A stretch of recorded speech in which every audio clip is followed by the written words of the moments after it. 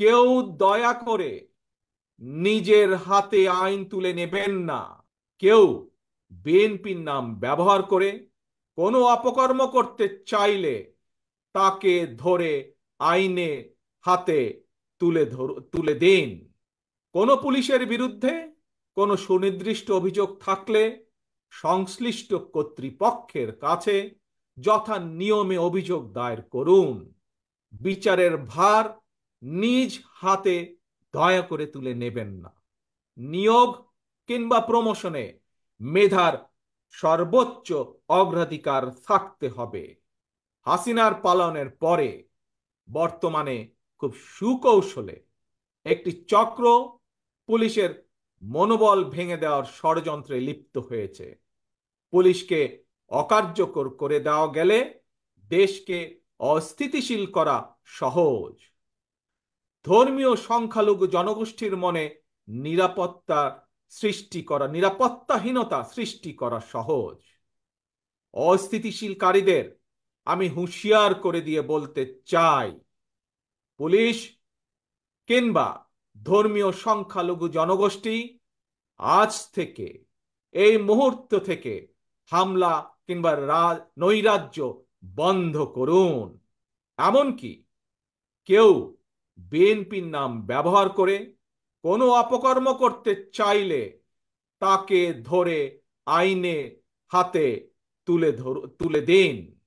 কোনো পুলিশের বিরুদ্ধে কোনো সুনির্দিষ্ট অভিযোগ থাকলে সংশ্লিষ্ট কর্তৃপক্ষের কাছে যথা নিয়মে অভিযোগ দায়ের করুন। দেশবাসীর প্রতি আমার বিনীত আহ্বান, কেউ দয়া করে নিজের হাতে আইন তুলে নেবেন না। প্রতিহিংসা প্রতিশোধে লিপ্ত হবেন না দয়া করে। বিচারের ভার নিজ হাতে দয়া করে তুলে নেবেন না। কেবল দৃষ্টান্ত অনুসরণ নয়, নিজেই দায়িত্বশীলতা এবং মানবাধিকার দৃষ্টান্ত স্থাপন করুন।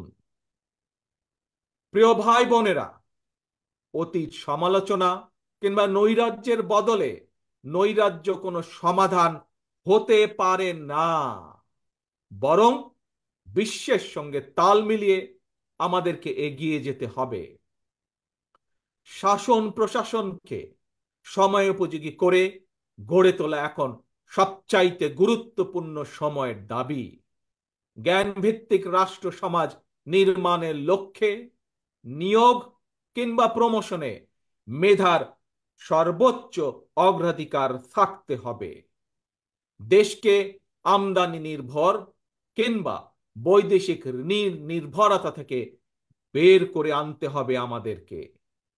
দেশীয় উৎপাদন এবং উৎপাদনের প্রযুক্তিত নির্ভরতা বাড়াতে হবে।